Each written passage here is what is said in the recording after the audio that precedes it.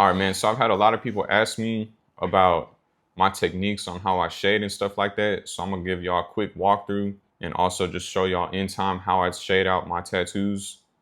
This is the real deal sauce if you want super smooth, high contrast tattoos. Let me show y'all.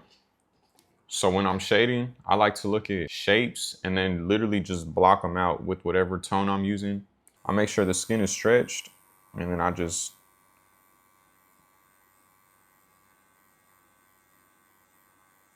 I really just hit it. I'm not gonna lie.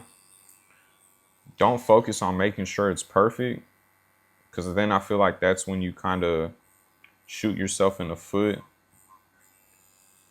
and overdo it. I just like to get it in there. Again, when you're shading, you're just looking for the overall shape of that area. Don't focus on making it perfect, because like this area right here, as you can see, it looks a little red and irritated, and some people might overthink that and keep on shading it. But just let your tones settle in and they're gonna come out super buttery. So now for this area right here, I'll kind of show you how I like to do it when I want something to look like it's in shadow. So I'm gonna get my lighter tone right here. We're gonna go over all of this area, making sure the skin is nice and stretched. And I'm just punching that shade in there, you know what I'm saying?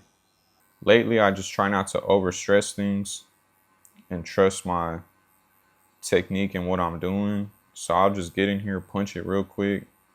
I know what tone I'm using. I know the pressure I'm using. And I'm just letting it do its thing. You can use whatever hand motions you want and feel comfortable with doing. So sometimes I'll even come back through an area and oversaturate it with a crosshatch. And that's just going over it the opposite way of the first time I did it. And now you can already see that's a light tone, but it's nice and dark in there. Do the same thing down here.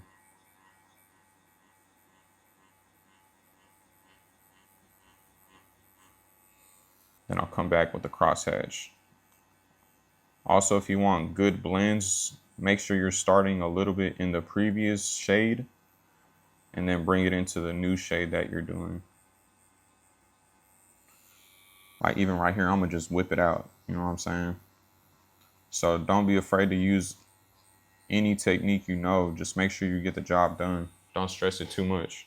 And I'm gonna use the exact same tone that I just used right here over here. But I want this spot to be lighter than this. So I'm not gonna use the same hand pressure.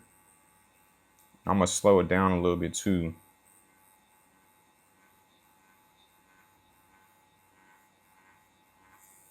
So I'm like really lightly grazing the skin. As you can tell, it's already way lighter than this area. I'll probably go over that one more time with the crosshatch, super light.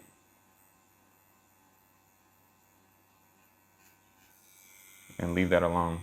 As you can see, it's got the lighter tone on it, even though I used the same tone. And I'm gonna let that area sit and it's good. That's pretty much how I do most of my shading though. The main thing to keep in mind in general when you're shading is trust what you're doing, let things settle. If you feel like you gotta come back to it, then do that. You can always go darker, but you can never go lighter.